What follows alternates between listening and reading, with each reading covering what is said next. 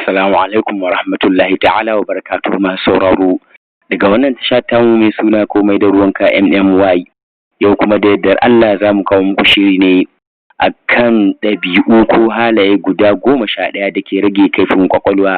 Kamar yadda muka taɓa kawo muku shiri na dangane da yadda za a samu ƙarfin kwakwalwa da kuma sauƙin gane karatu da haddace shi.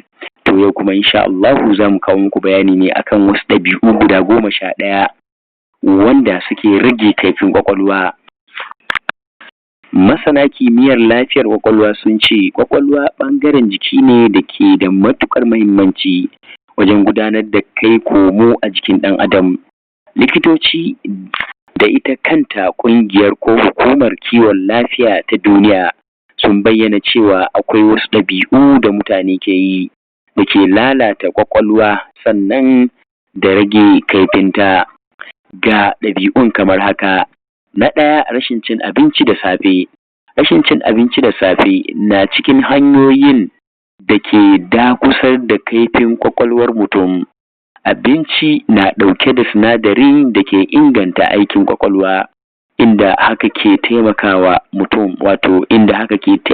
mutum wajen fahimtar abubuwa.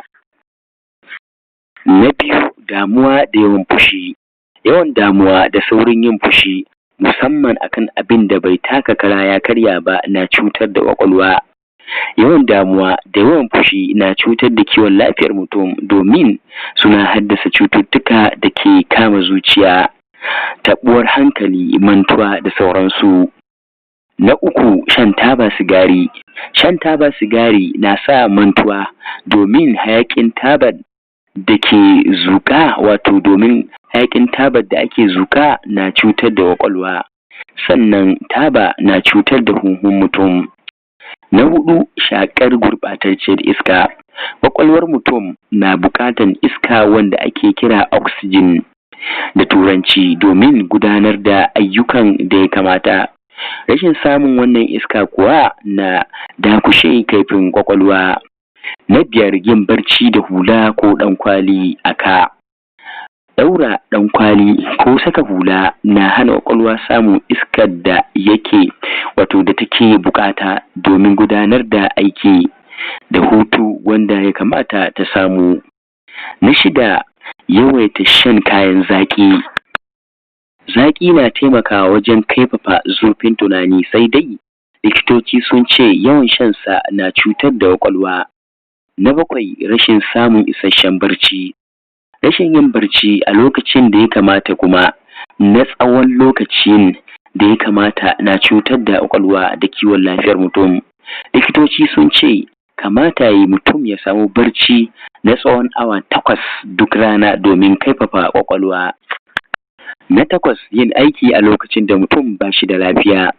Yin aiki lokacin da mutum ke fama da rashin lafiya na cutar da kwakwalwar, domin a wannan lokaci jikin mutum hutu yake bukata. Na tara, rashin kuzari, rashin walwala, rashin yin magana na cutar da kwakwalwar mutum ya keɓe wuri ɗaya shiru shi kaɗai. Na 10, yawan cika ciki da abinci. Narkawa ciki abinci na jagula kwakwalwa, yakan rage kaifinta. Na 11,